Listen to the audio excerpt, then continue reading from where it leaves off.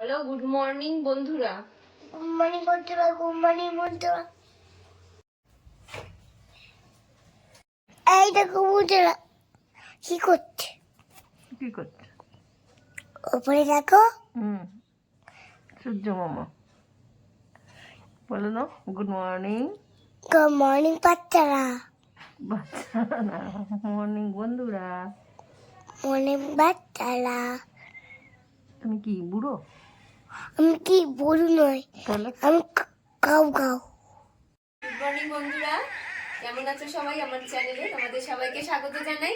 দেখো, সকালবেলা উঠে তো প্রচুর কাজের চাপ থাকে। ছেলের আজকে থেকে পরীক্ষা শুরু হয়, জানোই তোমরা, যে ছেলেকে আমরা খাইয়ে নিচ্ছি। এরপরে ছেলেকে রেডি করব, রেডি করে ওকে স্কুলে নিয়ে যাব। দাঁড়াও দাঁড়াও দাঁড়াও, এখন স্কুলে দিয়ে ঢুকতে। এই সৌরভ, এই রাবার দেখো তো বেল্টে কি টাইট হলো? দেখো তো, বুঝতে পারছি কি করে টাইট হয়ে গেল। দুজন মিলে করছে, বাবা মা মিলে একদম টাইট হলো। ছেলেকে রেডি করছে। ঠিক আছে, সরিয়ে দাও তো। কি করে সরাবো?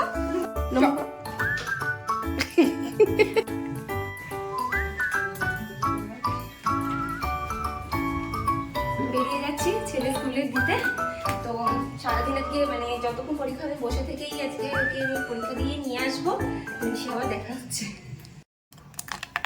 ছেলের পরীক্ষা দিয়ে নিয়ে এসে বাড়িতে চলে এসেছি। এসেই দেখছি সোয়াবিনের একটা রেসিপি হচ্ছে। তো জানলাম এটা সোয়াবিনের কোপ্তা কারি হচ্ছে। তো এই রেসিপিটা করার জন্য প্রথমে সোয়াবিনগুলোকে খানিকক্ষণ গরম জলে ভিজিয়ে ভালো করে চিপে তুলে মিক্সিতে পেস্ট করে নেওয়া হচ্ছে।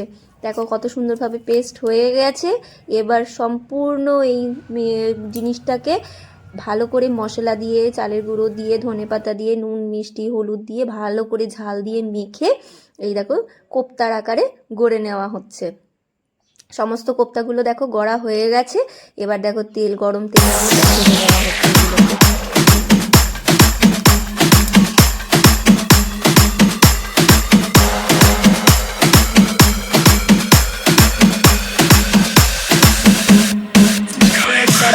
কোপ্তাগুলো কিন্তু ভাজা হয়ে গেছে। এই একই তেলে দেখো আলুগুলো ডুমো ডুমো করে কেটে রাখা আছে, সেইগুলোকেও ভালো করে নুন হলুদ মাখিয়ে ভেজে নেওয়া হচ্ছে। এরপরে দেখো লাল করে ভাজা হয়ে গেছে। এর মধ্যে এবারে দেখো পেঁয়াজ একটু ভাজে নেওয়া হয়েছে, আর পেঁয়াজ আদা রসুন বাটা আলাদা করে টমেটো দিয়ে বাটা করা হয়েছিল, সেই বাটনাটাও দেওয়া হয়েছে। দিয়ে ভালো করে মশলাটা কষিয়ে নেওয়া হচ্ছে। এর মধ্যে হলুদের গুঁড়ো, লঙ্কার গুঁড়ো, ধনের গুঁড়ো, জিরের গুঁড়ো, নুন মিষ্টি দিয়ে দেখো যতক্ষণ না পর্যন্ত তেল রিলিজ হয় একটু কষিয়ে নেওয়া হচ্ছে। আর এবার এর মধ্যে ভেজে রাখা আলুর টুকরোগুলো দিয়ে দেওয়া হলো, দিয়ে মশলার সাথে ভালো করে নাড়াচাড়া করে নেওয়া হচ্ছে। দেখো ভালো করে নাড়াচাড়া করা হয়ে গেছে। এবার পরিমাণ মতন জল দিয়ে দেওয়া হচ্ছে, যাতে আলুগুলো সঠিকভাবে সিদ্ধ হয়ে যায়।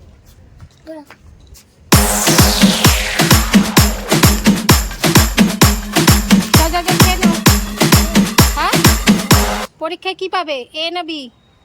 বি। বি পাবে? হ্যাঁ। কেন, এই বি তো ভালো নাকি?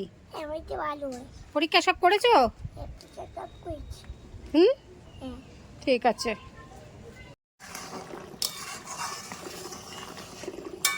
দেখো আলুগুলো আমার সিদ্ধ হয়ে গেছে। এবার আমি এর মধ্যে ভেজে রাখা যে কোপ্তাগুলো ছিল সেগুলো এর মধ্যে আমি দিয়ে দেব। দিয়ে ভালো করে ঝোলের মধ্যে মিশিয়ে নেব। আর নামাবার আগেতে আমি এতে ধনেপাতা আর গরম মশলা দিয়ে ভালো করে নাড়াচাড়া করে কিন্তু নামিয়ে দেবো। একটু জলটা তোমরা একটু বেশি দেবে, কারণ সোয়াবিন মানেই জানো জলটা প্রচুর পরিমাণে টেনে নেয়। পুরোটাই কিন্তু শুকনো শুকনো হয়ে যাবে, ঠিক আছে?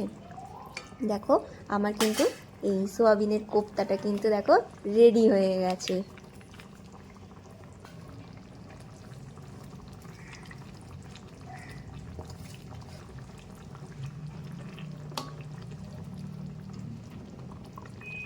দেখো সয়াবিনের কোপ্তাটা কিন্তু রেডি হয়ে গেছে। এটা কিন্তু গরম গরম ভাতের সাথে কিন্তু দারুণ লাগে কিন্তু খেতে। দেখো আরেকটুখানি আমার মশলাটা বেঁচে ছিল, মানে সয়াবিনের মাখাটা। তো এটা দিয়ে ভাবলাম একটু পকোড়া টাইপের বানিয়ে নেওয়া যাক। তো এর মধ্যে আমি চাট মশলা দিয়ে আরেকটু ভালো করে মেখে নিলাম। নিয়ে দেখো লম্বা লম্বা করে এই আকৃতিটা দিয়ে আমি এক জায়গাতে চালের গুঁড়ো গুলে নিয়েছিলাম। চালের গুঁড়োটাকে এর সাথে মাখিয়ে পাশেই আমার রাখা আছে বিস্কুটের গুঁড়ো।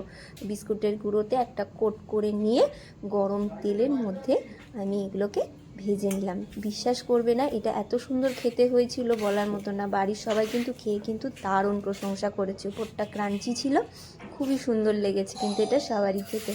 আর তোমাদের বলে রাখি, এই ভিডিওটা আজকে আমি এই পর্যন্তই দিলাম। তোমরা যে কমেন্ট করছো ভিডিওতে, এটা কিন্তু দেখেও খুব ভালো লাগছে। এইভাবেই সাপোর্ট করে যেও, এইভাবেই পাশে থেকো। যারা আমার চ্যানেলে নতুন দেখছো প্লিজ তারা সাবস্ক্রাইব করে দিও। আজকের জন্য এটুকুই রাখলাম।